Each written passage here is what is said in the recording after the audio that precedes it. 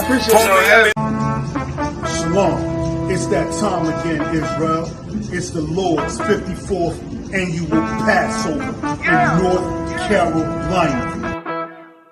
Y'all know what we do. Y'all know what we came to do. Huh? The ISUPK, under Commandant General Yohana, will be hosting the Lord's 54th annual Passover in Raleigh, North Carolina at the Downtown Convention Center.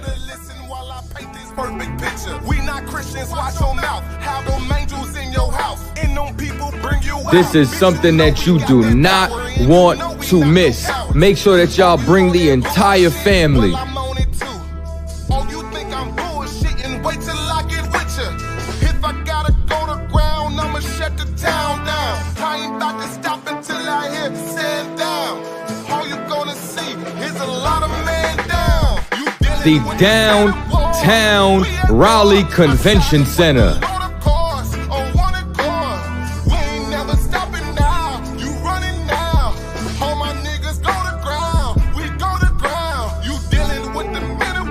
For Blacks, Hispanic, and Native Indians. Go to ISUPK.com to purchase your tickets today. $200 per every adult over the age of 17 years old. We are not the same. No, we not related. I'm not stuck on living. Death is a vacation. My camp undefeated. You cannot debate it. You just want the clout. The Lord's 54th annual Passover, April the 1st, is coming down to Raleigh, North Carolina. Commandant General Yohana has done it again. You don't want to miss this. Pull yourself! Pull yourself!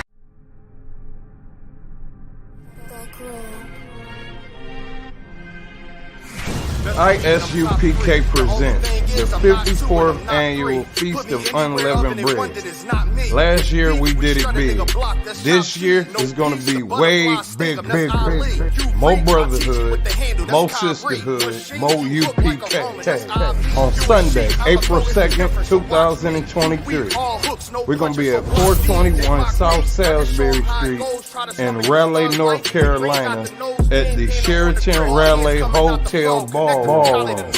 We call it all Blacks, Hispanics, and Native Indians to come join us. Your third eye peephole, line for line, this shit too easy. It's like a free throw. Mastered the game too early. This bitch. Remember, admission to the Passover is $200 per adult. That's $200 per adult.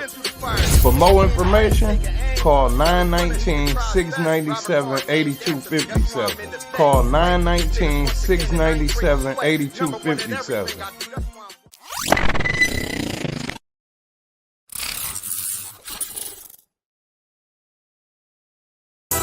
All right, this is Rude Speech, man. We got Captain Tower in the building. Yeah. So, Cap, man, let us know where you from. Yeah, I appreciate y'all having me, man, on Rude Speech, man. Understand, I'll break it down right quick, don't forget it. One West in my brain, one West in my heart, one West when I finish, one West when I start. Big shine, big glow.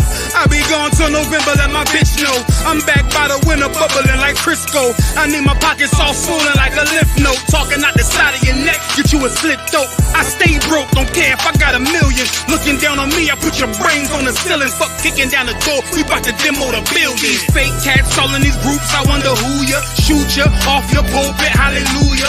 4-pound gun youngin' down like it's a cougar. On my feet, combat boots, or is it Puma? Words spreading around about me, none of it rumor.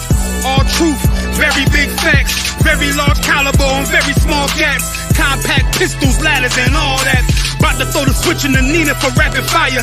Got the 5.7 equipped with the magnifier. Boom shakalaka, equipped with the rim rocker. We ain't really got beef, yeah, Ramak would have been shot you. The best rhymer since Pac and Big Papa. Big llama, big juice, I'm Big Jamba. Quarter tank of gas, I ride like a big timer. bomber. No informer, no sweat, not inside of my conglomerate. Wreck like King Tonga. No Asian pun me, no chink in armor. Remain calm through our pain that bring drama. Stay focused on things that bring commas. Took all pressure, applied and made diamonds. Stayed true, kept shit pure, my name honored. Paid all dues and debts and kept promise. Make sure you show respect, pay homage. That I'm one West bred, one West vetted, one West pumping through my blood, don't forget it. One West in my brain, one West in my heart. One West when I'm finished, one West when I start. I said I've been one West bred, one West vetted, one West pumping through my blood, don't forget it. One West in my brain, one West in my heart. One West when I'm finished, one West when I start. I'm the hottest on the market, don't make me start it. I'ma pull up in a Spider-Man and Peter Parker.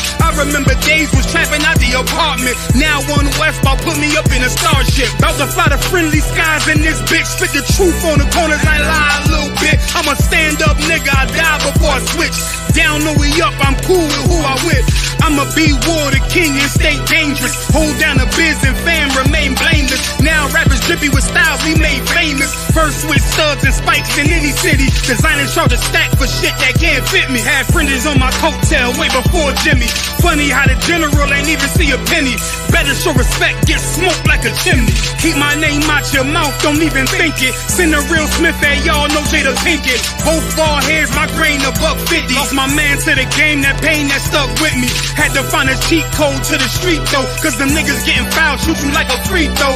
Keep spitting acid like a Mino, and the nigga be the nicest with a mean flow. Try to ride my wave, you gon' need a speedboat. I'm hot like 100 degrees in a peacoat. Scarf in the sweater, I embark every letter. It's UPK, not a part, but together. Homie, I've been one West bred, one West vetted, one West pumping through my blood, don't forget it. One West in my brain, one West in my heart. One West when I'm finished, one West when I start. One West bred, one West vetted, one West pumping through my blood, don't forget it. One West in my brain, one West in my heart. One West when I'm finished, one West.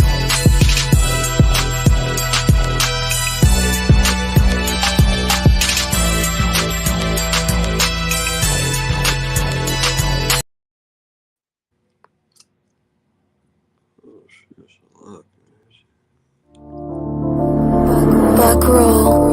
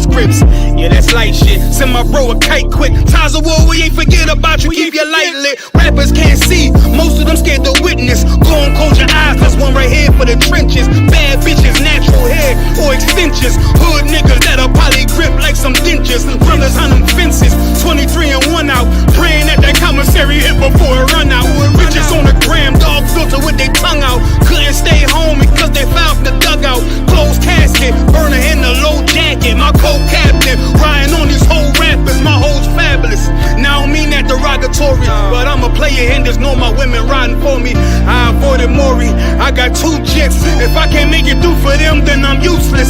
Sit down at roof, Chris, with a couple bosses. After the war, just to count our losses. It's not many. You see a smile on my face, but I'm not friendly. Going on my waist, sipping white Henny. I just hope this shit go right.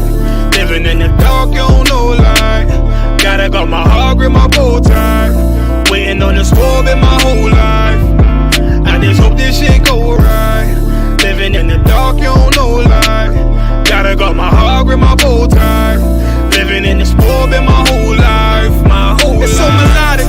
When I be dropping this ebonics, this ghetto phonics, it got me on the level supersonic. My bomb atomic, and you know where you can find me. Somewhere probably folding this paper origami. My name is pure as the Sani, my wave is like a tsunami. I went from 0 to 100, feeling like Ricky Bobby. I made a deal with the Reaper. Got a couple wives, they some keepers. Talk a lot of as shit, but you can walk a mile in my sneakers. Bitches go to Miami, come home and change features. Now she got a BBL, her ass fatter. Trying to show up all them niggas that laughed at her. Now when they see her, they only wanna fuck her. They just wanna touch her, they don't wanna cuff her. They just wanna come and kick it with her like a punter. Turned her to a runner, now it's all aboard the train. Fenty on her face, but it's not concealing the pain, it's a shame. So I'm in the hood like some rap snacks. I know niggas kill you and your mama for a scat pack. Dark tint, matte black, they do it for half that. Had you like 90s Missy in a fucking trash bag. I'm from Philly, we don't do bank accounts, just cash app. I spit a verse and I just watch the time slow. This that guy flow, this that shit that rappers die for. This that uncut Taha Wall straight from Pablo Escobar. I be at the bar like Moscato.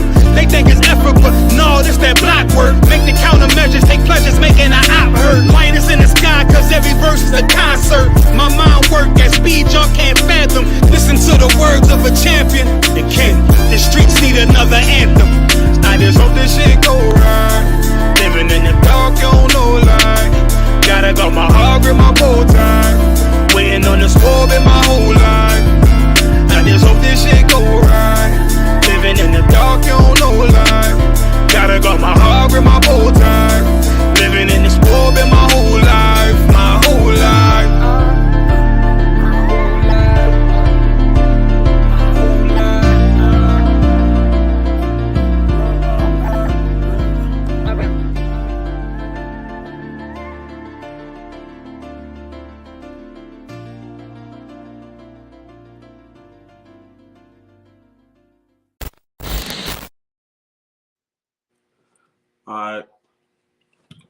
All right, Shalom, Israel. You're now tuning in. This is the Thursday night scripture breakdown class. This is the Israelite School of Universal and Practical Knowledge. We've been establishing teaching the truth since 1969. You understand, under Commander General Yohana. You know, I got all these platforms going on. You know, shout out to those of y'all watching on YouTube, Facebook, TikTok, and for those that don't know, the topic of class is about Black History Month. So we've been taught a few things.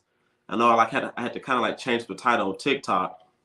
For those y'all watching, I titled on TikTok, is it Black or White History Month? You understand? So like BHM, to be abbreviated for short. We've been taught a few things about Black History Month, but we never understood like why do we even celebrate Black History Month? Why is it that they give us this month and it happens to be like the shortest month out the day? It happens to have another holiday that has nothing to do with Black people, and it's all about love and so forth and so on. And I'll also tune in Monday as I break down and bring out the history about Valentine's Day. Tune in for that TikTok and YouTube and Facebook. So BHM, Black History Month. For those of y'all watching, if y'all got any questions, you know, just type it in the chat. This is scripture breakdown, so I'll do my best to break down all your scriptures and answer all your questions. If I don't have the answer, then I have the answer for you Monday. You know, here in UPK, we don't teach what we think. We teach what we know. We teach what is facts. We teach what is proven, so forth and so on. All right, so here we go. Anybody in the chat? All right, solid. If y'all got any questions, type it in. So, Black History Month. Can anybody even imagine like how evil it is to give Black people a month to try to show appreciation about what they've been through over the 400 plus years of servitude they've given to this country, they have given to the earth? So why is it that they take their time to give us a month, right? But why not give us some states? Like, why people never ask these questions? Like, why not give Blacks, Hispanics, and Native Americans to stay on top of? Why not give the Blacks, so-called Blacks, their own state, their own country? You understand? Like, why give us a month? Then on top of that, all you do is going to remind us of the history that they choose to push out. Like, they don't remind us of the history of our people who got away. They don't remind us of the history of our people who created things that they stole and they got wealthy off of, but gave nothing to their descendants, to the Blacks, to Black people, to their descendants. They'll show nothing about how they created a bevy of different inventions, and we receive nothing of the benefit. But they give us, yeah, we're supposed to take what is ours. Now, I agree with that to a certain extent, you know, like some things that we've created, like for example, like for the cell phone, you know, we just can't take everybody's cell phone out their hands. But we most definitely should have some lawyers do the research and find out, okay, to this, dang, what's the brother's name that created cell phone? Give me 1 second.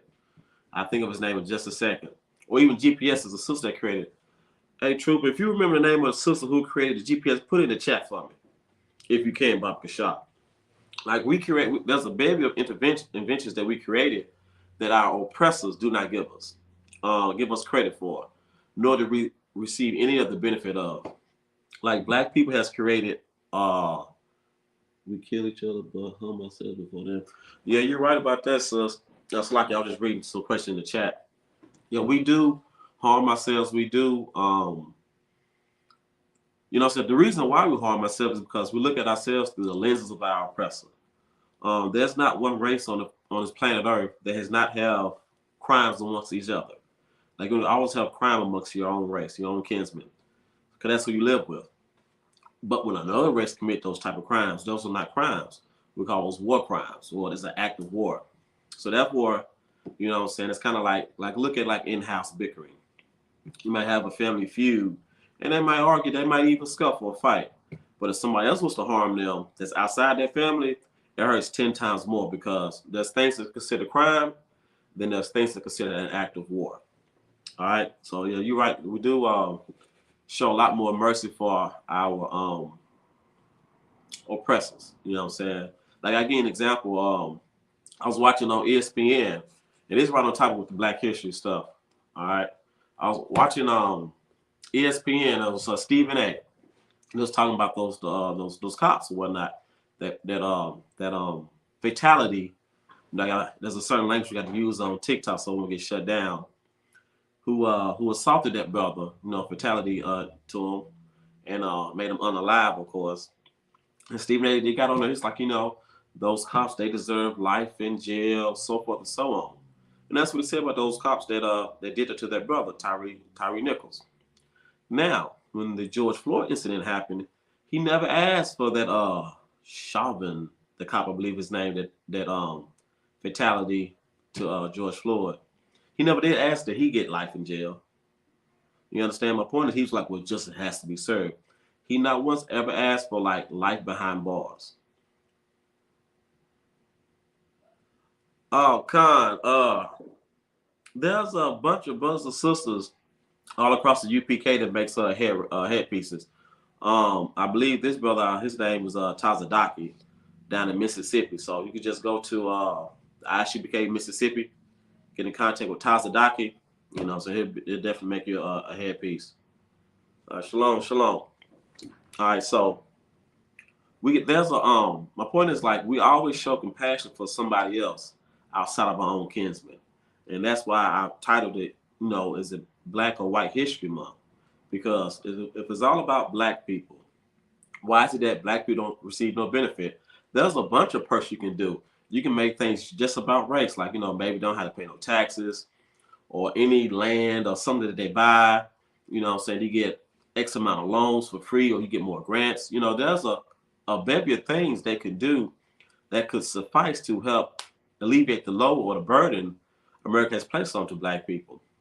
You understand? Make sure, or, you know, that's a few things. I'm pretty sure y'all can think of some in the chat, like what could our oppressors do that could help our Black people in doing Black History Month, outside of reminding them of their troubles, outside of reminding them of how they failed to defeat our oppressors. You understand? So, like, you know, don't keep giving us the same old Martin Luther King, I had a dream, and don't remind us of like men who failed miserably or who was murdered, like Nat Turner. Don't give us like the passive aggressive people like who freed Black people, but there was not really a threat towards our oppressors or white America, like Harriet Tubman. Like, the Underground Railroad, you know, she kind of helped free Black people, but she did not she was not a threat. You understand? And so like the ones they do teach us about or let us do know about is the ones who like they actually caught. You know what I'm saying? You understand? So we got to understand, like us as a people, we have like a whole amount of history that's not taught in, you know what I'm saying, in school. Yeah, they need to give up them coins. Give up that coin. Right. They need to end up something, because we got, out of all the hell that black people has endured in this country, you want to give us a month to talk about like our fallen ancestors, our fallen fathers and mothers. You know what I'm saying? So you'll give us a month, but not give us the credit for our inventions. And when I say the credit, I mean if they stole the patent and if they made money off of it, all of that needs to come back to black people. Like for lighting up the cities, the stoplight, GPS, cell phone, internet, any invention that we have ever created, it needs to get back to our people, and we need to be in charge of that. So if there's a CEO of a company, of a GPS company, fire him or her, hire somebody of our kinsmen, of our choosing. Don't give us nobody y'all want to be put in. Let us be ours, and that give that money back to our people, because we are the ones who created everything in this country, and we reap none of the benefits. So the question is it black or white history month? What is it really about? Because there's a lot of white history that I learned about of February. You know, whether you take Valentine's Day, when you take the month of where February comes from, February is what it's actually called. How it's all about sex, if you mention like just Valentine's Day, but just in Black History Month, I'm gonna bring out who started it, why they was pushing for it, and it was just more of our people trying to be like our oppressors. All right, so we're gonna get into it about BHM, Black History Month. All right, so what do y'all know about Black History Month? Like, what I was taught in school was it's the month that black people have, the shortest month out the year, and they are told, you know, they're gonna honor and celebrate all of the African Americans. God and Jesus love y'all. Who is that? What is love according to the Bible? Who's that? KRNWHAH. Yeah, what is love according to the Bible? All right, and if you could answer that question for me, I greatly appreciate that. All right, so Black History Month, right? So it's told that, you know, it's the month we get to celebrate, you know, all the people that who lived in America during slavery, outside slavery. You know what I'm saying? They don't never talk about our people pre-slavery. That's one thing they never talk about. What about our people pre-slavery? What were we doing? They don't want to talk about that because you have to get into like what that identity is, what their nationality was. All right, so that's something they're not going to talk about. What was black people pre-slavery? Only during and post. All right, so our people has been taught that, you know, this is what we're going to celebrate. You know, you got the likes of MLK, to a lesser degree, Malcolm X, Frederick Douglass. What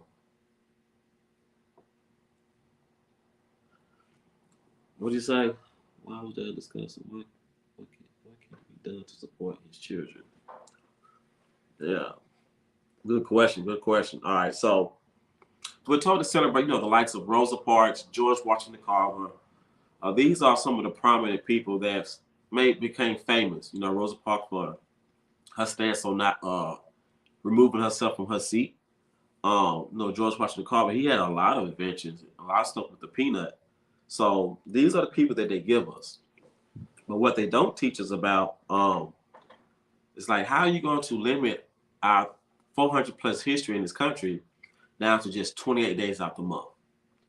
Out of those 400 years, why is it every year you keep giving us the same people to honor when we got so much more? Like, you keep giving us like glimpses and pieces of different people. You know, Jackie Robinson, you know what I'm saying, how, or, you know, they might give us Muhammad Ali for the time being. For the time being, they might still give us Michael Jackson. You know what I'm saying? You know, at one point in time, he might be White History Month. Who knows? The way they be taking people and whitewashing and stuff like that. So we got all these different people on the forefront that they give us during Black History Month. But you ever thought to ask yourself, what about the ones they're afraid to tell us about? Like they push up Martin Luther King. You will hear bits and pieces about MLK, but not bits and pieces. You'll hear a lot about MLK, but you'll hear bits and pieces about Nat Turner. And the only reason why they mention Nat Turner is because they actually caught him. What about the men that actually got away? What about the men that defeated their oppressors? What about the men who got away from it? You understand? Like, they never teach us. Hey, bro, stop with the clowning, all right? They been saying some wild stuff on TikTok. Never that, brother. Whoever this is, you might be a troll. Yeah, you might be a troll, a name like that. You know, then you can get recognized. Lucky I don't have a moderator on here. All right, so what we have is Black History Month. So what we know is Black History Month in America is really nothing but slave history. You know what I'm saying? That's all it really is. It comes down to just slave history. Those of our people who chose to integrate or chose to associate themselves heavily with the status quo of our oppressors. And the ones who they did speak about who went against the status quo, they talk about the ones who was not a threat and or that they caught, i.e. Harry Tubman or i.e. Nat Turner. You know what I'm saying? They rarely speak about the Denmark Vesey's. You know what I'm saying? They always talk about Du Bois. You know what I'm saying? They'll speak about Du Bois, W.B. Du Bois. So they'll speak about these different men who was all about intellect, integration, who was never about warfare. And like I said, the ones that do mention, you don't hear about them no more. All right. Oh man, they trolling over here. So we always got to talk about like what's the purpose of us teaching our people the history of ourselves, because it should not be limited to just 1 month. All right. Come on. All right, so Black History Month is nothing but Slave Month. All right, so Black History Month became Black History Month in 1976. It started as the Negro History Week. So now we're getting down to the history of Black History Month. So 1976, it started as a Negro History Week. That's what Black History Month comes from. Start off as a week. That's a lot. Get something right here. Hold on. So I can answer this. Yeah. So bear with me. I'm checking all these different platforms to make sure I answer everybody questions.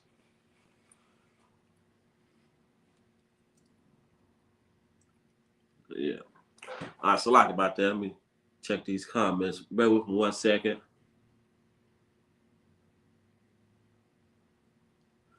I got some trolls. All right, Con. All right, so Black History Month started off as the Negro History Week. There's a man by the name of Carter G. Woodson. In 1926, he was a historian. Associated Studies of the Negro Life announced the second week of February should be called Negro History Week. So you have an historian who took it upon himself that he wanted to look at the history of the great feats that Black people have done in this country.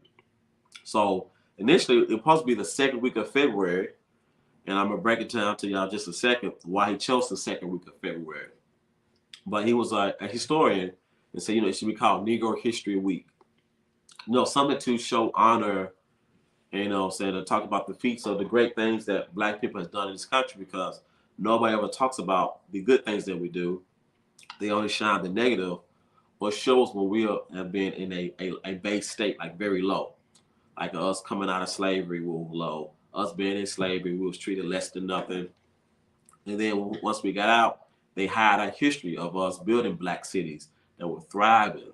You understand? So they never talks about that. All right, so What they saying here?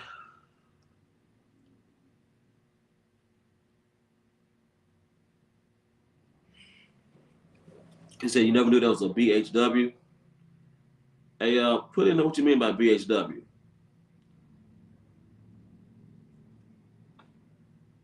Yeah, put in what you mean by BHW. All right. So, I'm going to keep going.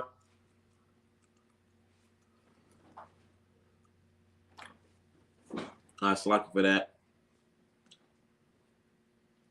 All right, so Carter G. Woodson. So who was Carter G. Woodson? Carter G. Woodson was an American historian, author, and journalist for the founder of the Association for Life of Study of Negro Life and History.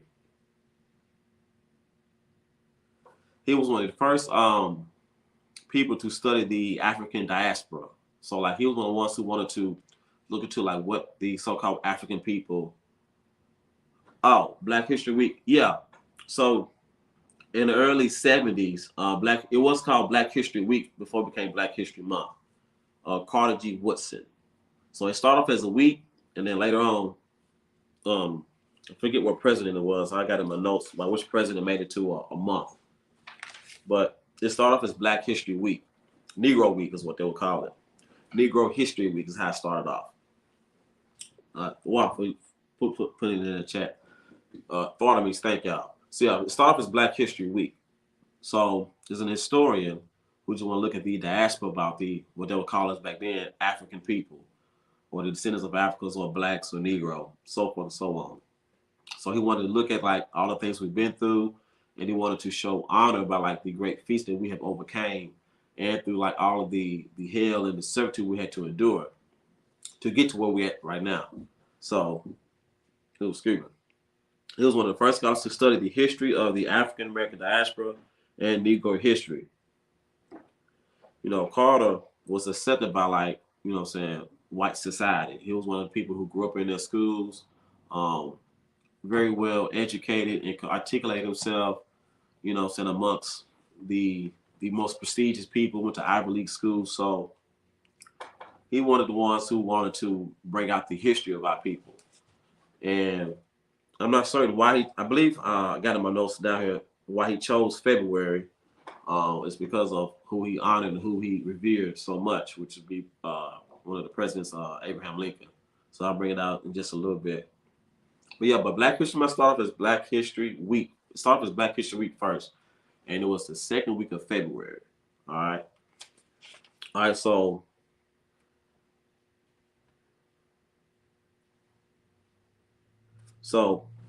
when he came up with this, it was all about Black people, and he wanted to write about the plight of the Black experience in America.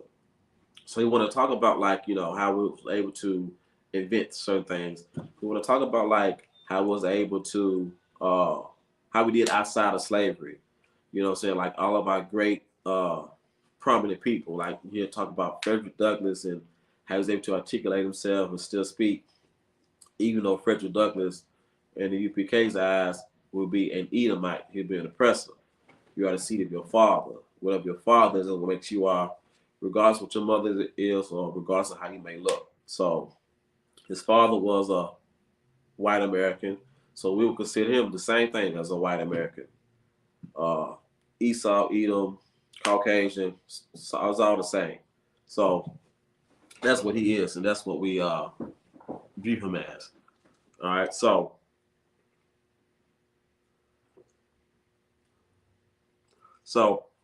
with Carter G. Woodson, so with the second week of February, he chose the second week because it was around Abraham Lincoln's birthday, which was February 12th, I believe. Let me look, check it out. Yeah, February 12th. And Frederick Douglass' birthday was February 14th. So he chose around two men that was prominent that he revered a lot, Frederick Douglass and Abraham Lincoln, and he chose the second week of February. Abraham Lincoln's birthday, Frederick Douglass' birthday, the 12th and the 14th. So here that you have a scholar who's accepted by white society. He wanted to talk about the plight of Black people. He chose the second week of the men he respected and revered the most. And that's how it became the birth of the Negro History Week in February. All right. So, but you gotta understand, like after slavery, this is one of the reasons why he chose those names. After slavery, those two men, Abraham Lincoln and Frederick Douglass, they were very prominent men amongst slaves or freed slaves. A lot of people think that Abraham Lincoln freed the slaves, and we all know how people love Frederick Douglass. He was able to read and write. Coincidentally, not ironically, but from the UPK stance and from what the Bible teaches, you have to see if your father. Those are two Edomite men. Yeah, those are two Edomite men. Those are two white Americans. You know what I'm saying? So they're not even black. You know what I'm saying? They might have a certain hue on their, their hue might be a certain color, but they're not black men. All right. Yeah. He didn't free. Well, he made certain things illegal, but he didn't free them because he felt like it was wrong to have people as property and forced to work against their own servitude. He only wrote it in that they be let go because they was a part of the South's army. So he only did that because for numerical purposes. He did that in thinking that a lot of the free slaves will leave the South and join the North. It wasn't because there was something morally wrong. He only did it because they was going to lose the war if he did not free them. So that's why he did that. It wasn't because there was something right. And then they implemented the 13th Amendment. If you commit a crime, you go right back into being in slavery, i.e. in today's time, the prison system. So it's all a bunch of papers, all a bunch of talks about nothing. All right. So we're going to keep going. So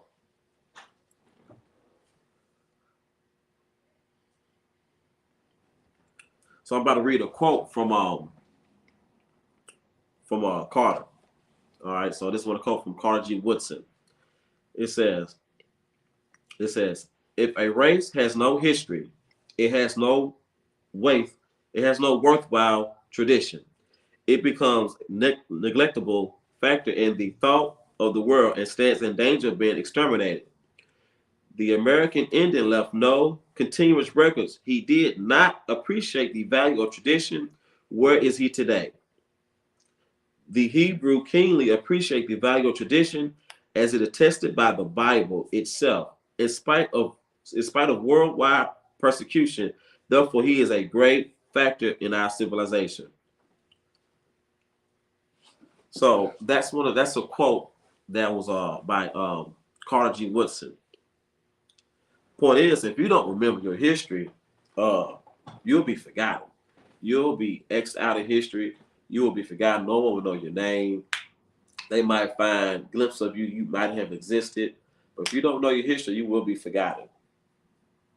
All right? So you will be forgotten. So point is, like, we got to understand, like, what's the history about for so-called black people in America, so-called blacks, or African Americans. Our name has changed several times. The descendants of slaves, the Negroes, coloreds, whatever, blacks, whatever. Our history goes far back past just 400 years of slavery in America. Our history goes far back before Christopher Columbus had came upon those islands, South America, those islands down there. He never made it to North America. Like, our history goes far back to when any conquistador came to these shores of here, South America. Our history goes far back. Our history goes far back just as much as their history goes. You understand? So the point is that we have a healthy history, that we have like our own God. We have like our own foods, our own language. Like, if you ask any child today, or if you just go back and check the curriculum for the school that they teach about history, our history as far as blacks in America, it only starts in slavery. So if the Europeans came over here and got slaves and conquered people, they came from over here in Europe, what were the blacks doing? Now, they'll say they got us from the west part of Africa, but what were we doing over there? Did we speak our own language? What did the maps look like back then? There are several maps you can go to. Might have to look it up now before, like, the Library of Congress, put a ban on it, put a hold on it. they have maps over in Western Africa where it's called the land of Judah. So like we knew that we were Hebrews. We knew that we had like our own God and we spoke our own language. But when we got over here in these here Americas dealing with the Europeans or white Americans that would later become, they took our identity, they stole our nationality, they beat things out of us, and all they did was just put us in chains, put us in shambles. And then once they took those chains off of us, we've been so indoctrinated into like their lifestyle, some of us never wanted to leave. Like there's a law I might bring out in class, and maybe later on, called the manumission law. Well, like, it made it illegal to run, or it gave certain slave owners the right to hunt down their own property. But the point is why I brought out that quote about Carter is because he understood that you have to go back and always check your history. Every race keeps meticulous records about what their race have done, even over the past 200 years. Hold on. And the Congo all about. No, ain't that something? I'm about to check that out. Yeah, I'm about to check that out about the land of the Jews. But yeah, like the point is, like, we've been here existence. Now you Tawab, you good. Like, we've been in existence and we've been learning. We've been here living. It's just that there's one particular race of people who is an identity thief, the Ashkenazi. You know what I'm saying? They have stolen our identity. They have got hold of our identity and claim it for it to be them. The Jewish man. Well, I would like to ask any Jewish man, in case they're watching in the chat or on TikTok or whatever, if y'all are if y'all say y'all Jewish or y'all are the Jews, y'all only claim to be Judah. My question is, what are the other 11 tribes? So if y'all gonna say y'all Jewish or y'all belong to the tribe of Judah, what are the other 11 tribes? You know what I'm saying? I just have one question for them. Just where are the other 11 at? If they could just answer me that question. We ain't got to have a discussion if you are the real Jews or not. I don't even want to have that discussion. I just want to know, since you say you are Jewish and you are the Jews, you Jewish and you are of the tribe of Judah, where's the other 11? Y'all could just answer that. I appreciate it. Who was that? Big Bone. Oh, tribe of Judah. All right, tribe of Judah. All right, so I'm going to keep going with the topic of class. But one thing I wanted to address about one of the quotes that I just read about Carter, he talked about the Native Americans' history and said it was like a nomadic and they didn't keep records. He was actually wrong about that. The Native Americans, they did keep records. Their records were destroyed. So I just want to make sure I bring that out.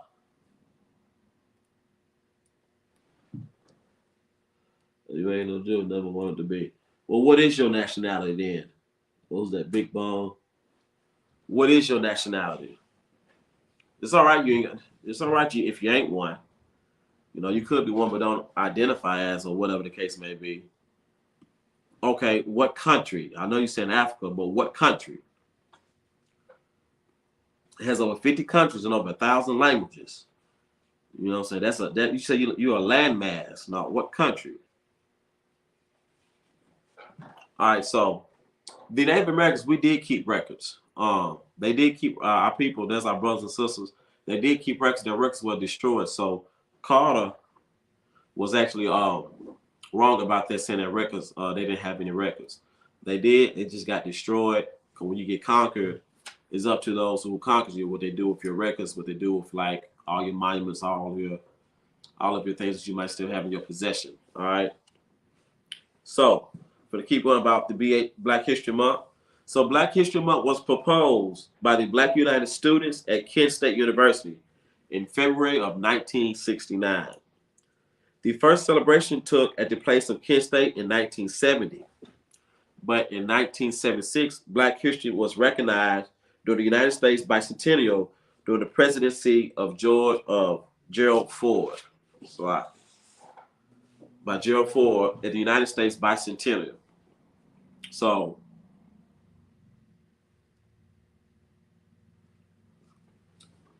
Yeah, he might be a Hamite.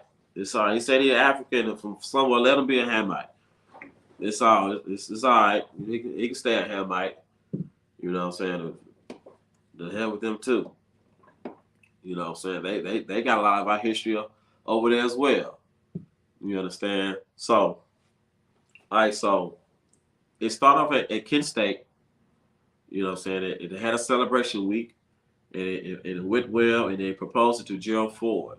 All right, it's President Gerald Ford. The United States Bicentennial was a series of celebrations and observance during the 70s. All right, that was paid tribute to historical events leading up to the creation of the United States of Independent Republic. So the bicentennial was like a big event that they did in the 70s, like, you know, to honor like the history of America. You know, they always want to talk about what they had overcome. And that's something just real big in the 70s, the United States bicentennial. And it was during the creation of the United States as an independent republic.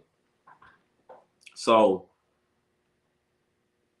this is something that they did in the 70s. So it's something real big. So that's something they chose to do.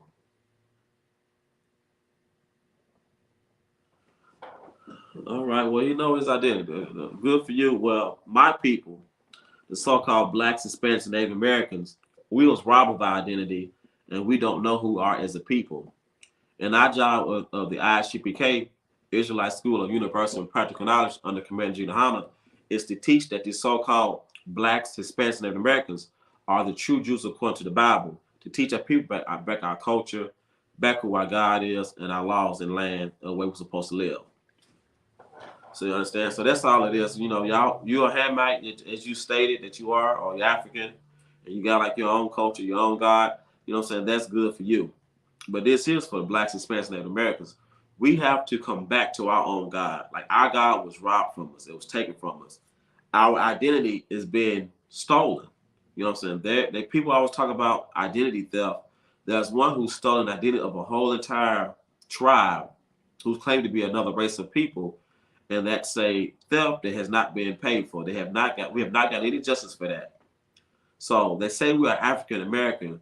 Those are two continents named after two Europeans, two white people, two Edomites. Not Caesar Brazil, Africana Scipioso, and then Amerigo Vespucci.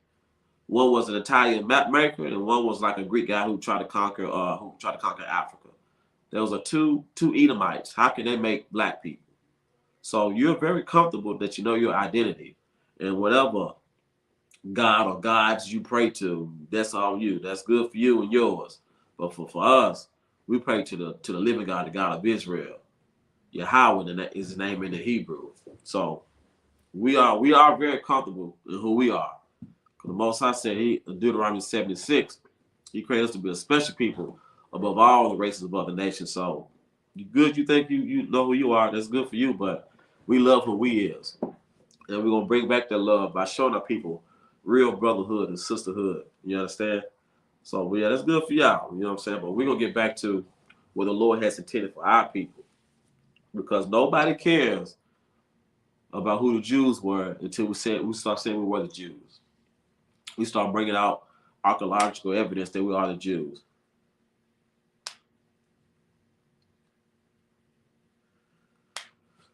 Yeah, but we're talking about here in America. So he says that African/Black people are made up of many ethnicities and cultures and religions. Just because you Black don't make you a Jew.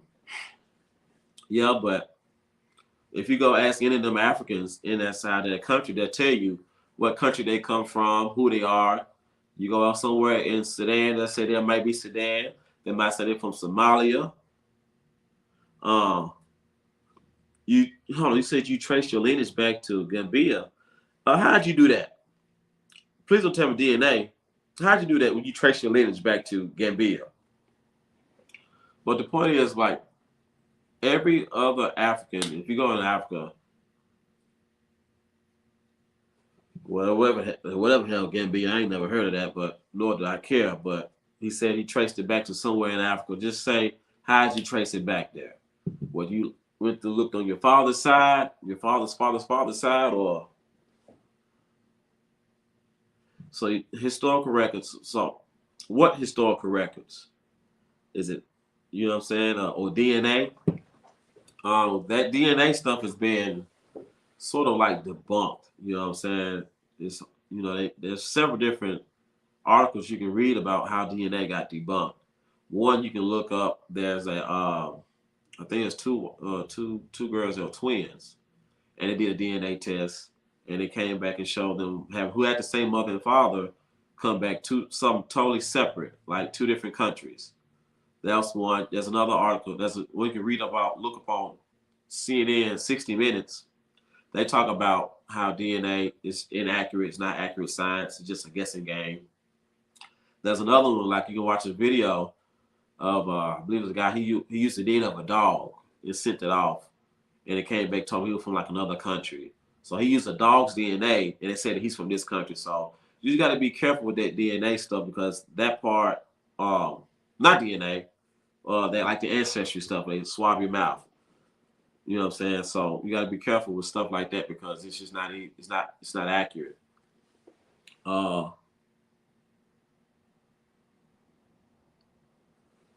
So yeah, but you said you look up historical records in the DNA. What records did you look up to say that you are from that country? I believe that's what they're asking. So, but if you think you have you think you have that's the point. Like us as blacks, especially Americans, we attach ourselves. Like if you ask any African, they don't need DNA. They don't need historical records to tell you that they are an African, whether they be from Nigeria, whether they be from the Congo, whether they be from Liberia or Sudan, or they Somali, or they Kenyan. They don't need none of the stuff that you need. You had to go look up something to tell you that you're a damn half African. And that's the problem for blacks, Hispanics, and Native Americans. We don't know our identity. So therefore, we might easily take on the race of something else. So that's why, so like it for YouTube and Facebook, there's a brother in the chat. Well, he might not be a brother, but he may be a lost brother. Who knows? There's a guy in the chat who said that he's an African because he looked up his DNA and he looked up historical records. For those who are watching on Facebook and YouTube, any African we know, they never need those records or DNA that this man needed in TikTok, because they know who they are as a people. And that's our point. Blacks, Hispanics, and Americans, we do not know our identity. So therefore, we got to go through DNA. We got to go through ancestry stuff just to try to find our identity, because ours was taken from us. If you are Black, Hispanic, Native American, if you don't know, more than likely you are part of one of the 12 tribes of Israel, unless if you know who your father is. If your father is a white American, your mother is black, but he went around, you're a white American. Just that simple. If your father's black and his father was black and his father was black, and that's all you know, and you know for a fact he wasn't African, like you're guessing. Like any African will tell you that they're African, and they'll tell you what country they come from. If you don't know yours, more than likely you probably was an Israelite. All right.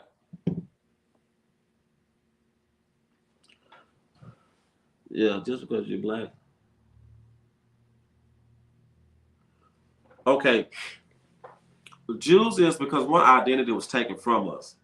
There's a baby of scriptures that I will say that in the last days, that how we will awake, how we don't know our identity. And then on top of that, the earth opened up itself up to us. Meaning like you're now seeing like there's still commandments, laws known as stone, stuff written in Hebrew. There's several books that you can read from Babylon to Timbuktu. It shows how we migrated from northern Africa to the western shores. You can go back to those Western African countries, and what I said earlier, they kept meticulous records. Every race keeps records of what their people do. If you look at it, his insurance was started based on the transatlantic slave trade and Sahara slave trade. The names that wrote down was in Hebrew. You go back and ask some of those Western African countries, they'll tell you that the people that they sold to the Europeans was not of their own people. There's the curses that fits our people in the Bible. Meaning, like, I don't know if you knew this or not, but in Deuteronomy 28 and 68, slavery is in the Bible. us going in bondage through ships is in the Bible. That only happened to a certain group of people. So that's how I know, because I am the descendant of those certain group of people. Those people who do not have a name, who do not have a tongue. When I say tongue, I mean their own language. Who do not who came here through slavery on ships, was not able to be freed. So there are a bevy of curses that our people fit, and only our people. And then if those curses are true, then the blessings will be true. The earth had already acknowledged that the Jews are here. There's a ton of book. I can bring out a book to show that the Ashkenazi is not the real Jew, based on one of their own scholars. The book's called The 13th Tribe, written by the name of Arthur Koestler. I might be saying his name incorrectly, but he said it, in order for them to be the Jews, they have to be a 13th tribe and not a 12th. So, all right, so that's how I know. But there are a ton of archaeological evidence that can show that we've had these things. We kept the law, statutes, and commandments. We kept the Sabbath. We wore fringes with borders of blue. There's several different scholars who studied the Native Americans and their customs of what they kept. So we've all known we were still here. I do you one more. Harriet Tubman and her family knew that they were Israelites. You can go look up Harriet Tubman's name. Her name, she had a Hebrew name. I give you some homework to do. And the next time I go live, which will be Monday, you can go ahead and type it in what you find out her name was. So we always knew that we were Jew. The point is, without the DNA, you take any, if y'all got a slavery, meaning like a job, go ask any African. You know what I'm saying? Go ask anyone that you can find. And if they say they are Nigerian, you're not going to ask them, well, where's your DNA to prove it? Where's your what? So like those people know who they are based on their own culture, folklore, generations thing that was passed down to them. So they always know who they are. We as a people got to understand, like, we have like our own folklore. We have like our own writings. That Bible is the most accurate book that's on the face of this earth. And its records written by a certain group of people. The Bible gives us our curses and it gives us our blessings. So that the so-called blacks, Hispanics, and Native Americans fix all of the curses in the Bible. And it tells you what it's going to be at. Let me see what you say.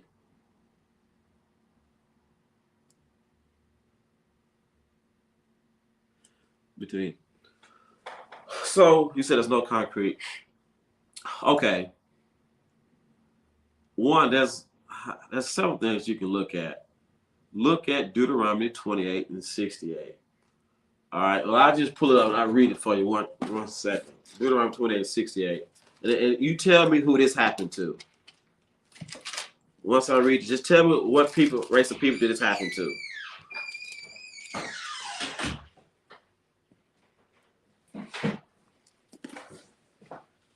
Oh, one more cry. I was just gonna pull up a scripture. All right, let's go to Deuteronomy chapter 28, verse 68. And I'll answer your question and I'll get back to teaching the class.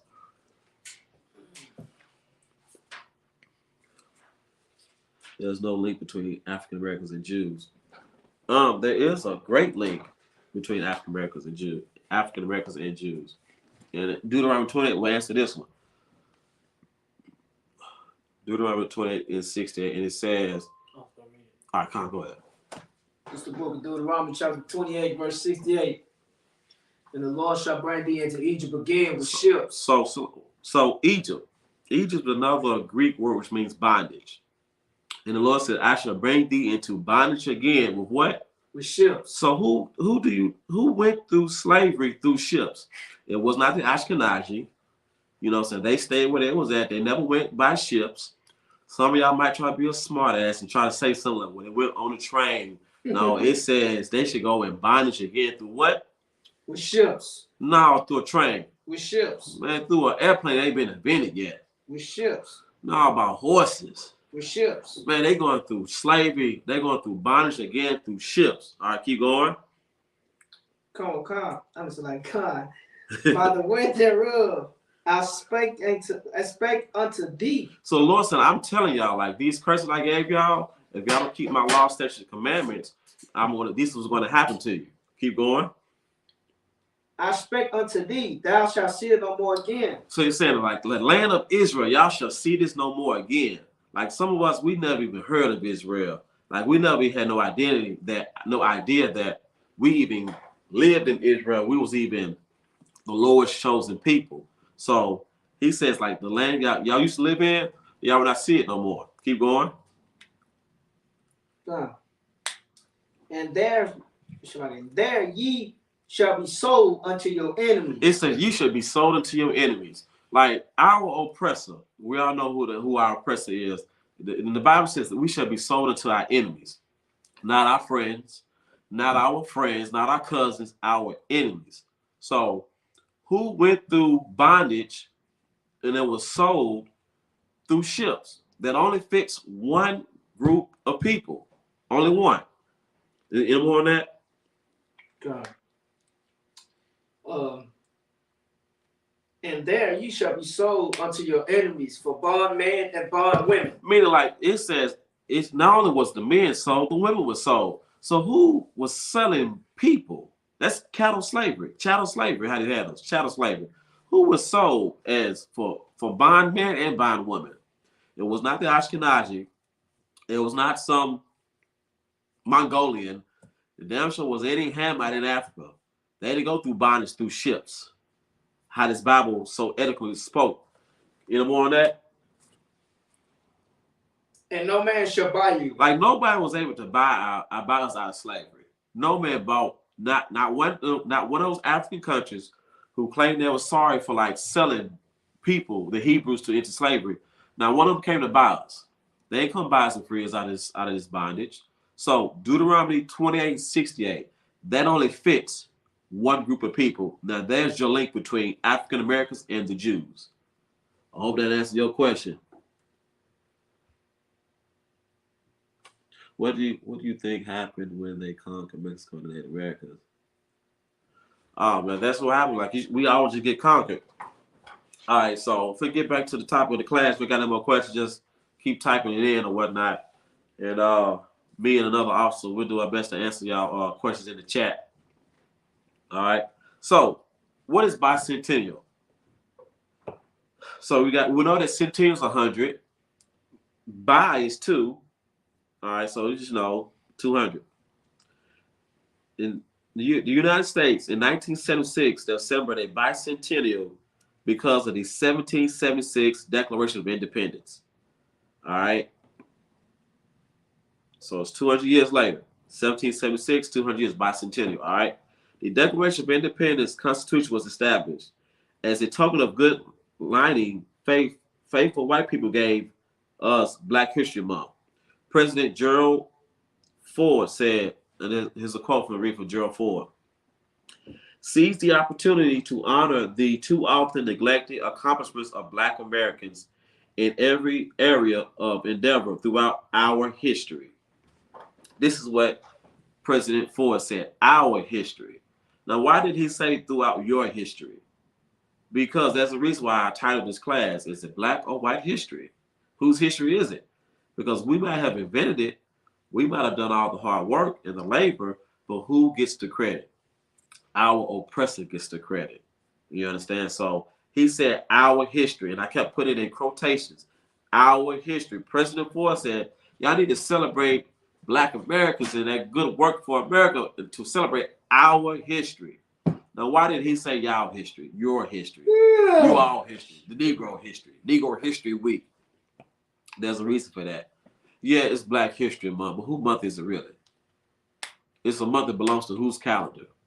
Whose power? Y'all think if the shoe was on the other foot and we was in power, we would have a Black History Month? It's going to be a Black History decade. Black History years. Like, we can't get enough of Black history. You understand? We're going to always talk about the great accomplishment that our people have done. It's going to have so much history. It's going to start getting like real personal. Like, next you know, Hopalai, he going to start telling you stories about his father, about his grandmother, about stories about his granddad. And I myself, the rock, I'm going to be talking about my granddad who I ain't never met. Well, my mama told me he did this. So that's how much history we have. Like, it cannot be summed up to be just 1 month. It cannot be summed up to just 28 days. Like, we have so much history that there might not be enough paper to even write down. But since we're going to speak about the prominent men, we have to understand that you cannot limit us to just 28 days and only feed our people your spoon-fed historians or your spoon-fed men who created like great feats or had great inventions. All right. So, but he said our history. It says, but he says our history. So quick sidebar. No, he don't want anybody, not the black people who didn't help. You know what I'm saying? He don't want to honor those who didn't help create America. So Nat Turner gets no love. Harriet Tubman, she's iffy, but he'll give us Harriet Tubman to kind of like quell us, to silence us or whatnot. Run them lights up. But they'll quell us to just to get us to calm down, just to simmer down or whatnot. So they don't want to talk about the ones who didn't help build America. So the Denmark Vesey, the Nat Turners. Could you think of this officer, Black history men who did not help America? It's cool if you can't think of that off the top because I already mentioned Nat Turner. Turners. Denmark Vesey, Usalaki. Harriet Tubman. Well, she's an iffy. She kind of iffy. I guess we could do Harriet Tubman, but Geronimo, Red Clown. Okay, so now you name some more people. So so these are the ones that Sitting Bull, Slacking. Sitting Bull. Sitting Bull. Okay, so these are the people President Ford wanted to honor. So there's a reason why, to answer the question I put out earlier, the reason why they only show Martin Luther King, to a lesser degree, they'll show Malcolm X because he became all-inclusive as well. So Martin Luther King, Malcolm X, George Washington Carver, Harriet Tubman, Francis Douglass, those are the people who is essentially help mold America. And that's why President Ford said, like, he wants to help our people. He wants us to honor the ones who helped out our history. Not the Nat Turners who rebelled. Not those type of Negroes. No, they killed white Americans. They fatality other white Americans. They did all kind of harm to. They rebelled. They went to war. They made some people unalive. You know what I'm saying? So they fought back. They rebelled. President Ford wants you to honor those people. They did not help mold America. They did not create peanut butter and soy and do stuff with the peanut to have like over 100 different inventions. He don't want us to honor those type of people. All right. He only want us to look at the Frederick Douglasses that said, how they spoke well. It was very who can articulate themselves in a good manner to speak about slavery and wanting rights and stuff of that nature. Boy, did they love Martin Luther King. My goodness, they loved us some Martin Luther King. So that's the thing about it. They only limit us to people who helped them after slavery. So that's why in Black History Month you never hear about the men who were violent. You never hear about the men who were rebelled. You never hear about the women who helped their husbands fight back. You know what I'm saying? So that's why we only see about the passive ones. The ones that's so warm and the ones that don't make you feel like you're angry. Like hearing about Martin Luther King, you don't get angry. Hearing about Harriet Tubman, you don't get angry. You hear about Nat Turner, you feel like, yeah, I'm feeling that. I'm fierce. I'm fired up. All right. So remember the Negroes to help us and only them. So I'm about to read some more quotes and stuff. Black History Month is not your history, but what you have done for white America. In his history review, Our history does not start in 1776 or 1619 in Jamestown, Virginia, or 1492 when Christopher Columbus came over here. Our history, for those y'all don't know, our history, I know earlier I mentioned that our history goes back to like as much as far back as theirs. That's just as far as like Israel and Esau. But actually, our history goes always back to Adam. Our history goes all the way back to Adam. And that is talking about thousands and thousands and thousands of years ago. Adam was the first man that had the truth. So our history goes back to Adam. But as far as with Esau, you know, as far as Israel and all the Israelites, it goes back to, you know, we've been here just as long as Esau's been here, but our history goes back to Adam. So we're far older than 1776. We're far older than 1619. We're far older than 1492.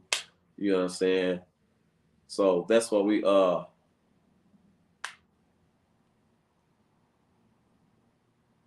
There's a lot. Let's read these comments. For this, Joe Coy saying no God exists. Could you prove it? That's all. If you say God don't exist, just prove it for me. But since you're saying God don't exist. Yeah, just prove it. That's all I ask. You know, us and UPK, we were in the Bible. What scripture is that? Is it 2 Timothy? Prove all things? No, 1 Thessalonians 5:20. 1 Thessalonians 5:20. No, hold on. I think it's 2 Thessalonians. Let me make sure. All right, kind of. Also gonna pull that scripture up for me. You know, we always like to bring out scriptures in. If you say something, you're just gonna have to prove it. You say God don't exist, just prove it for me. Prove for everybody that's watching on TikTok, and I share for everybody on YouTube and Facebook that God does not exist. All right. Yeah, it's 2 Thessalonians. No, 1 Thessalonians 5:21. Yeah, that's right. All right, go. Just the book of 1 Thessalonians chapter 5, verse 21. Prove all things. Prove what? Prove all things. Do what? Prove all things. So for this Joku guy, it says prove all things. You say God don't exist, just prove it. Keep going. Slocking.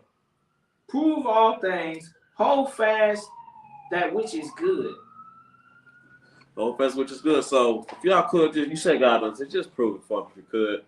Just put in a few words and I'll take what you got. Because I can prove it right here. Well, I need you to prove your position first. All right, so Black History Month. Our history goes all the way back to Adam. So we've been here. Adam was the first man who was given the wisdom and knowledge of the Bible, or what would become the Bible. All right. So I got a few scriptures I'm just bring out because there's a reason why we're here today.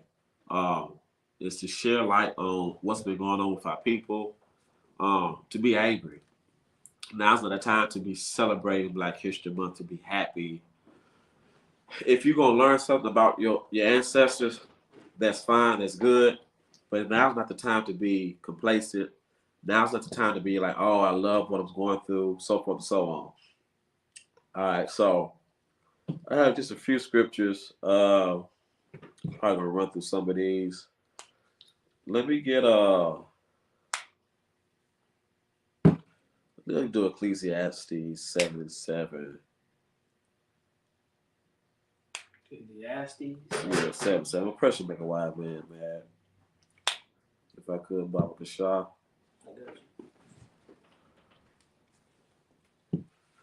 Not mad, I guess he ain't have nothing to say about God don't exist. He couldn't prove it. The word don't exist. I'm trying to prove it, it don't exist. Even scientists ain't that bold enough to say that God don't exist. You got a few of them that say something, but go ahead when you got it. This is the book of Ecclesiastes chapter 7, verse 7. Surely oppression maketh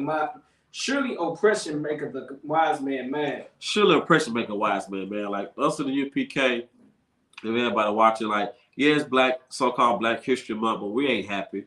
Like, we're still being oppressed in this country. That's why I said earlier, like, That's something they could do. They could not undo what they done, but if they had any ounce of righteousness in them or any ounce of remorse, that's the very things they could have did. They could drop off some coins. They could do some no tax or anything you buy in February. They give grants for, or give us land, give us our own country, give us our own states. There's a lot of things they could have do outside of giving us Black History Month and to make us honor and celebrate the ones that you chose was necessary to honor. That you chose to say that it's okay to honor Martin Luther King because he was so passive that he helped mold America. I brought an earlier quote from President Ford. He wanted us to honor those who helped create and celebrate our history. You understand? Give them chips. Give us that bag. Give us that land. Tell somebody else to and tell other groups of people say, why don't they admit that they stole somebody else's identity? And you know what I'm saying? Give us back our records. That's what y'all could do. If y'all want us to honor Black History Month, give us back our records. Who are we really? Get rid of that Negro, colored, Black on that job application. Why don't you go ahead and put on what we is? Put down all the 12 tribes. Put down that there is no such thing as the ish. And only can be authentic or not. You know what I'm saying? That's what you could do. Give us back our identity.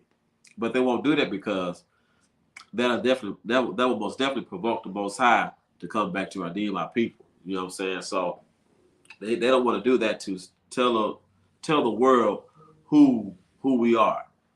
The 12 tribes of the house of Israel. You know what I'm saying? So we cannot be complacent to take this token of we got a month, because they won't even teach you or show you like those people in that month, like the ones who rebelled. Like I said, President Ford said, who helped mold our history. All right, so I might just reread that quote by President Ford. Seize the opportunity to honor the too often neglected accomplishments of Black Americans in every area of endeavor throughout our history. He never said your history. He said our. You understand? And I also wanted to reiterate, not the Black people who didn't help. You know what I'm saying? Not those. But he wants you. He wants us to remember the Negroes who helped us and only them. All right. So I'm going to keep going. So there's a couple of different inventions. Like a lot of people heard of Eli Whitney. He's who's get credit for creating like the cotton gin, and thus for slavery went upwards. You know what I'm saying? The need for cotton went upwards. All right. So I say Eli Whitney probably stole the cotton gin from a slave and revolutionized it for white Americans and for white people on the New York Stock Exchange. In 2022, you're giving Angry Yours. Not Salaki. Read another note. So, in history, we have always been taught that we are just of the few. You know what I'm saying? Like someone else had created, they got the patents for it. Just so y'all know, just because someone has a patent for something, that does not mean they created it. Eli Whitney didn't create that dang old cotton gin. I don't care what nobody say. He saw it from a slave. And Whitney took it, revolutionized it, and boom, cotton went up. That's for those y'all who don't know. So, oh yeah. Gift destroys the heart. Let's see. So, I'm going to keep going off just a few more. I got a few more scriptures.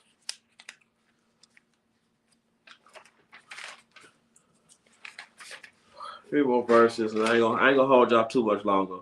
If y'all got any more questions about the topic, just let me know. This is not Black history. President Ford said our history, which means he's on the classes above right now. So therefore, if he said it's theirs, then it still is White History Month. We shouldn't even title it Black History Month. It is White History Month because he said they're going to honor the people who helped mold America to what they deem necessary. All right. So check out a few more of my notes to see what I got left to teach y'all today. So if I did not learn nothing, what I did learn today was Black History Month was really a Black History Week. Carter Woodson, he chose the second week of February for two reasons. One for Abraham Lincoln birthday and for Frederick Douglass' birthday. The birthdays respectively was on the 12th and the 14th. So therefore he chose to honor on the second week of February. It became Negro History Week, and they wanted to honor it during the bicentennial. And this is when in America,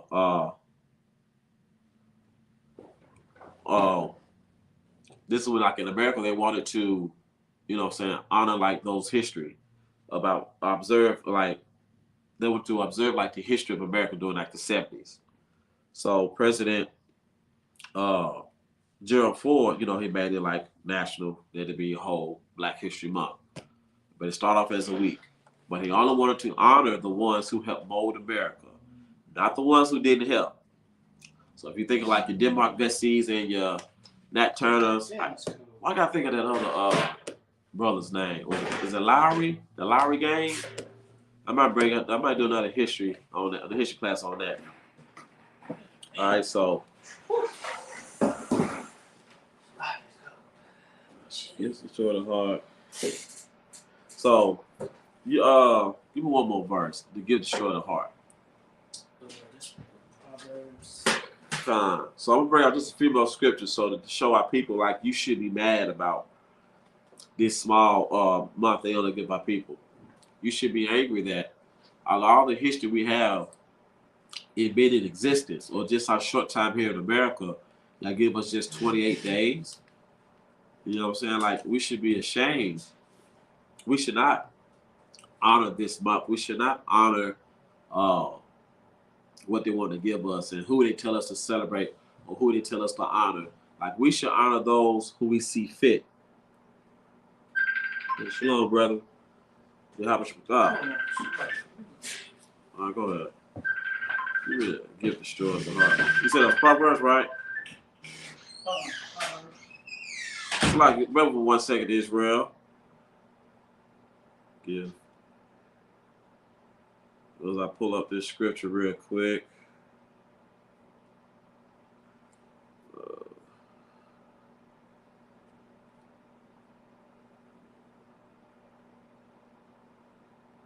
It's Ecclesiastes 7:7. All right, so we'll go to Ecclesiastes chapter 7, verse 7. All right, so back to the verse I asked the brother to pull out earlier. I'll whip it one second while I pull this scripture up. Because we cannot be fooled by. So I'm going to read this scripture for y'all real quick. All right, so this is the book of Ecclesiastes chapter 7, verse 7. Earlier it says, okay, surely oppression maketh a wise man mad. Like we've been oppressed in this country. What's that? Revelations 20:15. I'll give me a second. I'll read that for you in just a second. It says, surely oppression maketh a wise man mad.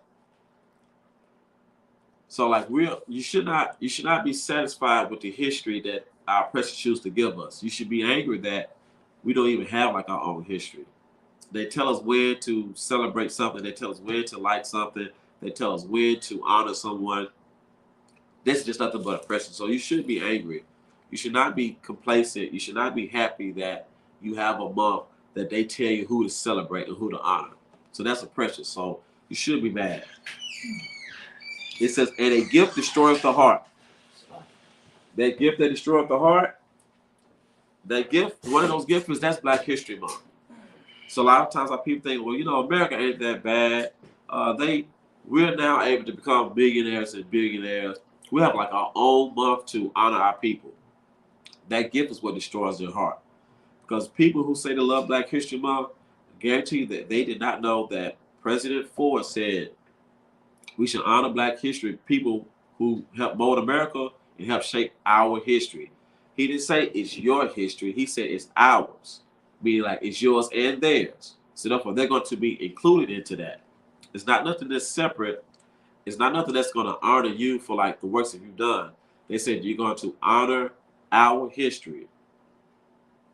All right. So, and they only want to honor the ones who helped molded their history, not the ones who did not help. So for us as Black people, we're going to take all of it. The ones who helped build America and the ones who seek to separate from America. Meaning like, there's so many people I've heard 1,000 times already. Nat Turner, he's very easy to pick on. The Denmark Vesey. So those are the ones who wanted to separate. Ones who want to include, they want us to include is the Martin Luther Kings. You know what I'm saying? Those are W.B. Du Bois. You know what I'm saying? People they'll mention Marcus Garvey, Frederick Douglass, George Washington Carver. You understand? So these are the type of men they want to talk about who helped mold America, not the ones who did not help. So when y'all say that this is our month, President Ford said this is our history, and you're only going to honor the ones to help mold America. So therefore, that's why I said like a gift destroys the heart. That was a gift that they give to our people, and we just soaked it all up. We chummed it all in. It's like give me a time check by 8:45, Bob Shop. So they soaked it all up. We loved it, and that's why we're here. So we cannot accept this gift that will destroy our heart. All right. So another thing about why is it so bad? Because when you take that Black History Month and you look into it, like it quells your anger. Like you're no longer upset. You're like, yeah, they did this, but that's just our history, and this is what we got to live for. Like it quells your anger. It does not even teach or show you like what you're supposed to be fighting for. Like if you want to know Black history, just pick up that Bible. That's what you really need. Ecclesiastes 7:7. Give the short heart. Oh, okay. Yeah, come. Oh shoot, that was it. Yeah. Dang. I know, right? I was already up. It's twab. So like a gift destroys the heart, like it quells your anger. You're no longer upset. Like that same zeal that you would have, you lose that zeal.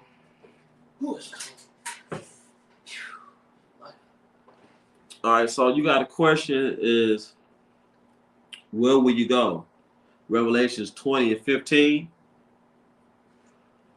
All right, let's go ahead and check this out. This is a scripture breakdown. So let's see what it says. This is the book of Revelations. That's a question in the chat. All right, Revelations 20:15. You might need to grab the precept for the book of life. You know what I'm talking about? You said what? A precept for the book of life. I think it's in the Apocrypha. This is the The Apocrypha right here. oh shit. It's a lot. Yeah, so we're gonna give me 1 second. We're about to read your scripture for you. The lake of fire, the book of life. I'm about to read that for you. Just grab a couple precepts for you. The book of life or the breath of life? The book of life.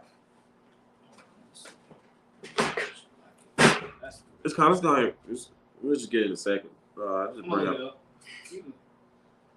Look it up. Excuse me. No, don't sweat. So.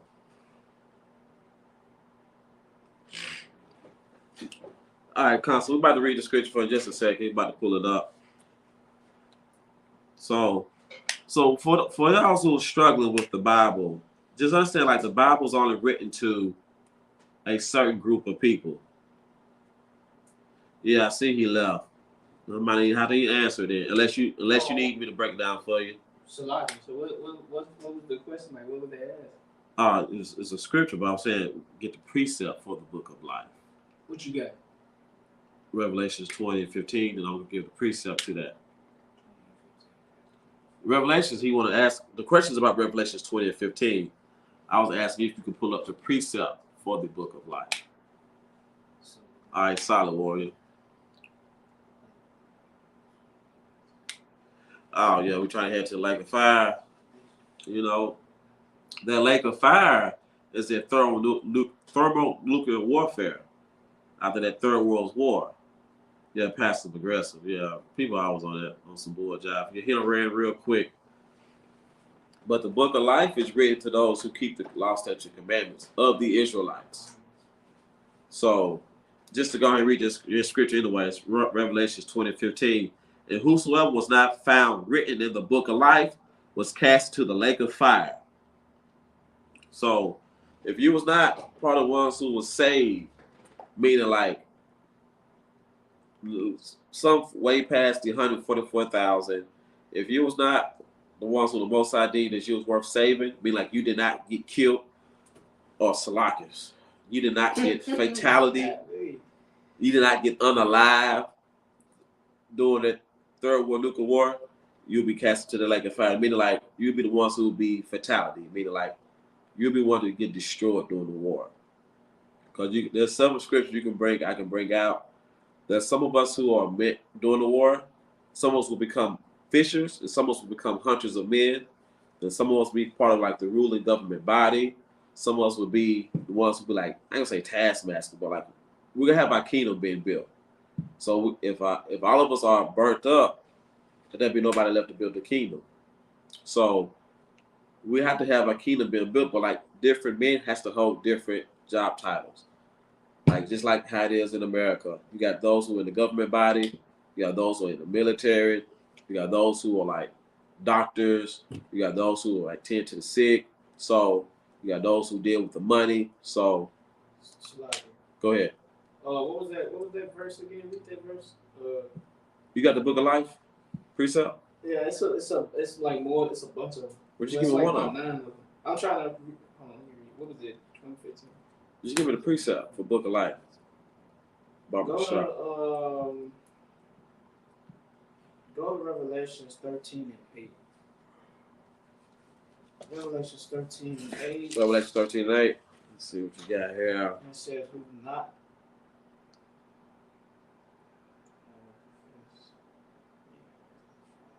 I need you to say who's in the book of life.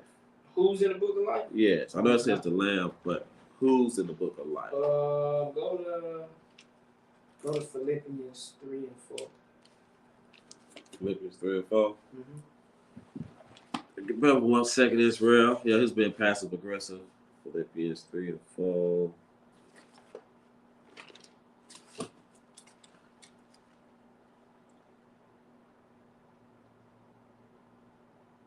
More. You see, sure it's 3 4? Mm-hmm. Philippians 3 and 4. Chapter 3, verse 4. Mm-hmm. No, 4 and 3. It's a lock in. 4 and 3. Philippians 4 and 3. All right, this is the book of Philippians, chapter 4, verse 3. And I entreat thee also, true yoke fellow, help those women which labor with me in the gospel, with Clement also, with other my fellow laborers whose names are written in the book of life. And it's just basically talking about those who follow Christ, his kinsmen, those who accepted the truth, those whose names will be written in the book of life. You got another precept? I'm looking at that. I'm looking for it now. That was a pretty good one. But yeah, that's those who belongs in the book of life, those who follow Christ, the Israelites still follow. You understand? Because other races, they're going to be rebelling, trying to fight against Christ, but it ain't going to happen. They're going to fight, but they're going to lose, of course. All right. If you find another one, just let me know for the finish reading. All right. I think that might be all that I have. If you got any more questions, just let me know. Yeah, that's it. All right. Do y'all need to know Let's see. So I got a little bit more history for y'all, just a little bit on the topic. Black, is it Black or White History Month? We all know that now since President Ford said it's their history or our history that they're taking hold to. So you can go ahead and cease to stop calling it Black History Month, since our oppressors now claiming it as their history as well. But I wanted to just give y'all one more nugget about Nat Turner in reference to the ISUPK. Nat Turner was dangerous because what he did was during, I guess you call it wartime, at least in his eyes, Slocky.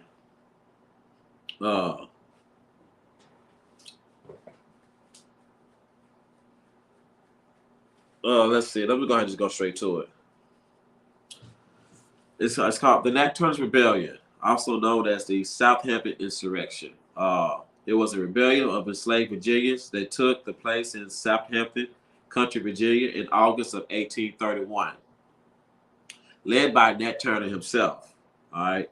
The rebels killed between 55 and 65, they fatality between 55 and 65 people, and at least 51 were Europeans, white Americans.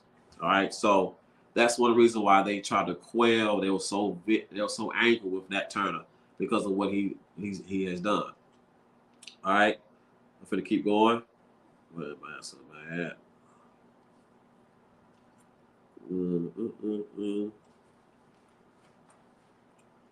It says this was the highest number of fatalities caused by any slave uprising in the southern United States. So him rebelling, there was a lot of fatalities. All right. So it says the rebellion was effectively suppressed within a few days at the Belmont plantation.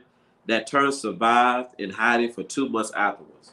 So after they did the uprising, they quickly gained their forces. They started to fight back. They started to quell or put Nat Turner on the run. On August 23rd, 1831, there was a widespread of fear in the aftermath of the white militias organizing retaliation, and they executed 56 slaves. All right. So they executed 56 slaves accused of being a part of the rebellion. So the rebellion started. This is all during Black History Month. And this is one of the history that they never want us to know, but it has become like almost, I can say common knowledge, but like a lot of people have heard of the story of Nat Turner, but not in totality. All right, so 56 slaves, they killed 56, they fatality 56 slaves accused of being part of the rebellion. All right. In the frenzy, many of the non-participants were punished. At least 100 African Americans, possibly 200, were murdered by white militia mob members across the South. Across the South, state legislators passed new laws prohibiting education of slaves and free Black men. Restricted education is really talking about the Bible. I'm trying to understand that, because later on, as you read, Nat Turner read that Bible and got inspired. That's the reason why we're not educated today as much, because they don't want us to learn anything. Even though we were set back 400 years, we still were able to create many different inventions. We still was very smart in math. We still was good in science. So we have learned a lot, but our oppressors, they put in laws to try to hinder our people. All right. But they don't want us to be educated about the Bible, because you pick up that Bible, you start reading like the curses, you'll find out where the Jews are really at. You'll start finding out what the Jews had to go through in order to find them. You read the Apocrypha, which I'll bring out in history class about Christopher Columbus. He knew exactly where the Jews were and how to find them. All right. So our people was taught everything by our oppressors when it comes to math, when it comes to science, when it comes to history. So these are the things they wanted to quell our people about learning. So when you've been taught history, you got to understand that if you don't get the true information about it, you'll believe any type of lie. Like if you don't get the any articles that can fact check. You don't get any anything that can back up what they're saying. You'll believe anything that whatever history is so-called history is out there. Like you believe that one race of people stole another race of people identity. If you don't do like real history to get the truth out. All right, so I'm gonna keep reading. So one more fact check that when people talk about slaves not being able to read, slaves knew how to read. They were just not allowed to read the Bible. Like I said, if you really read that Bible, even if you don't understand it, just read it like it's a book for this, just for this cause. And you're gonna find out so many times that people rebel. They did not understand that like you don't have people as chattel slavery. They find out that this Bible holds us at our righteous point and as our wicked point. You know what I'm saying? Us being when we were humble, us and we was got cocky and ignorant, and the Lord had to punish us. It has like our good and our bad in that book. But it shows you that we don't allow us to be treated this way. Like in the spirit of that Bible, you'll find out that we were not the ones who were supposed to be have our name taken from us, have our language taken from us, have our identity taken from us. You understand? So that's just reading the Bible. So therefore, they wanted to quell all that noise, like you could read the Bible. They don't want us to read this Bible because they fear that more Nat Turners will be on the uprising. All right. It says, okay, restricting the rights to assembly, other civil rights for free black people, and requiring white ministers to be present at all worship services. So after Nat Turner, you know, so all ain't nothing but white pastors. You understand? That's all they really wanted. One other quick bit before I let y'all get on out of here. Our oppressors hate that we read the Bible. They don't want us to read the Bible because the Lord raised up a man that would know this Bible, and that man had the understanding of God's knowledge and wisdom, and he would teach it to other men, and then teach it to other men, and teach it to other men. The next day, you know, he'll give the reins to a man, and that man will take those reins, and he'll raise up the Lord's people, the 12 tribes of Israel, meaning the ISUPK. See, our oppressors want to squash the spirit of the men like Nat Turner because he felt like he was so dangerous. You understand? The ISUPK is considered dangerous to our oppressors because we bring out the truth. We're not going out to fatality anybody. We're not going out to harm anybody. We're not doing that, and nor are we even telling people to even go out and do that. As a matter of fact, if you feel like you're going to be fatality to someone or be violent, you should not. You should defend yourself, but you should not go out to harm anybody. You most definitely should not be going out stealing and robbing, but you should be dangerous with this truth. You got to be seasoned. And that's why in the Israelite School of Universal and Practical Knowledge under Commander Gene, we bring out this truth. Like Nat Turner read the Bible and got inspired and wanted to separate. Our pastors, they read their Bible and want to integrate because they don't even have the inclination of the truth. So us at the UPK, we are extremely dangerous to our oppressor. We are extremely dangerous to the Hamites. We are extremely dangerous to the heathens, to the Africans, to the Asians, to any Edomite you can think of, meaning like Germans, Russians, Slovakians, Ukrainians, Frenchmen, Spanishmen, all of them. The Canadians, the Vikings, whatever they had, anybody you can think of. We bring out this truth of the Bible. We are considered dangerous to them because it's teach our people to love and prefer themselves. We want to love and prefer blacks, Hispanics, and Native Americans. All right. So I had to bring out Nat Turner real quick because the spirit of Nat Turner is throughout the whole entire Bible. There's so many records. I know sometimes people like to call it stories, but I prefer the word records. There's so many records of our people who chose to rebel against tyranny, who chose to fight up and stand up against tyranny. And you find out a lot of times the Lord was with them. You know, so that they became victorious.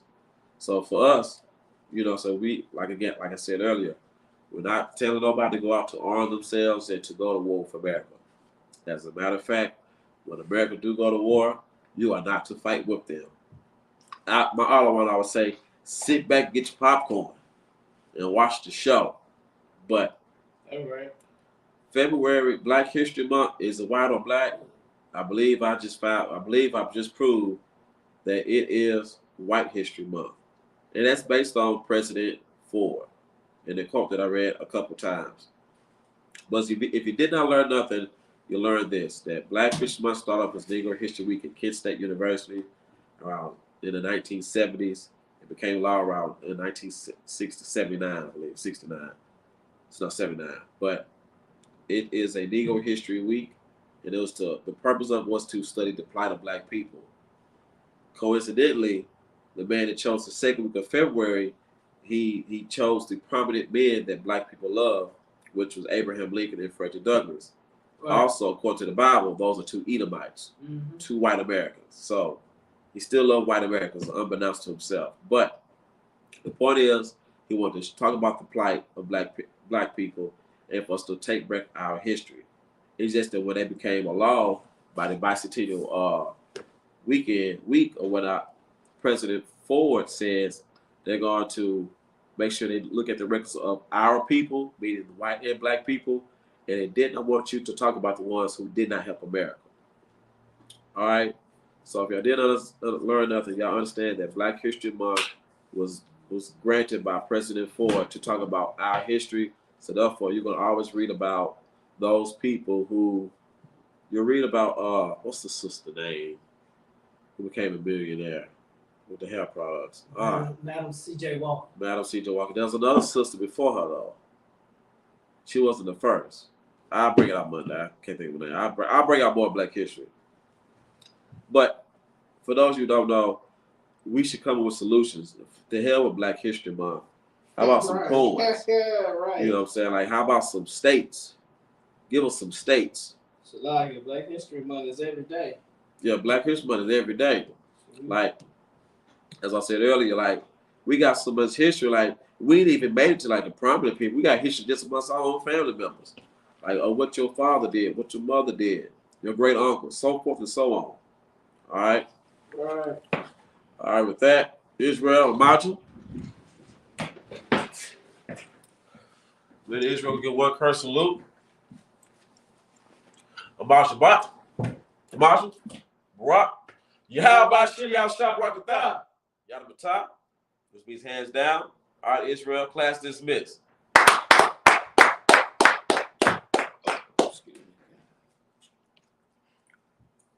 TikTok, how we doing? Shalom. It's that time again, Israel. It's the Lord's 54th annual Passover in North Carolina. Y'all know what we do. Y'all know what we came to do. Huh? The ISUPK, under Commander General Yohana, will be hosting the Lord's 54th annual Passover in Raleigh, North Carolina at the Downtown Convention Center.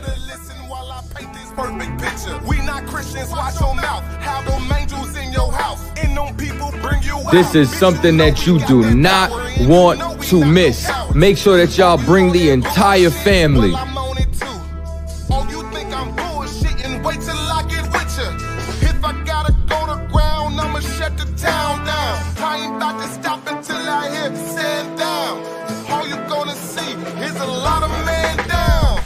The Downtown Raleigh Convention Center.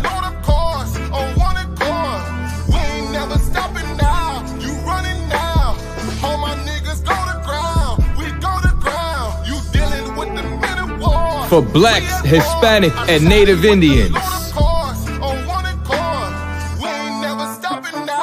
Go to ISUPK.com to purchase your tickets today. $200 per every adult over the age of 17 years old. We are not the same. No, we not related.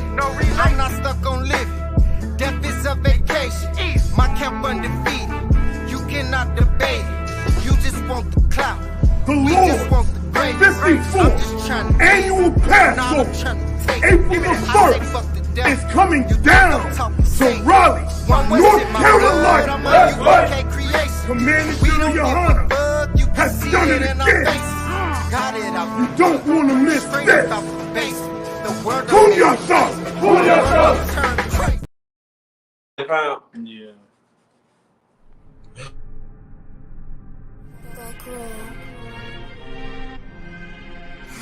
ISUPK presents the 54th annual Feast of Unleavened Bread. Last year we did it big. This year is going to be way big.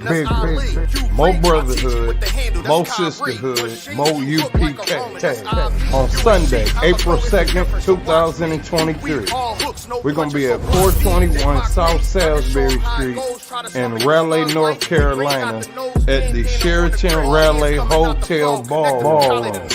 We calling all blacks, Hispanics, and Native Indians to come join us. Your third eye peephole, line for line, this shit too easy. It's like a free throw. Mastered the game too early. This bitch. Remember, admission to the Passover is $200 per adult. That's $200 per adult. For more information, call 919-697-8257. Call 919-697-8257.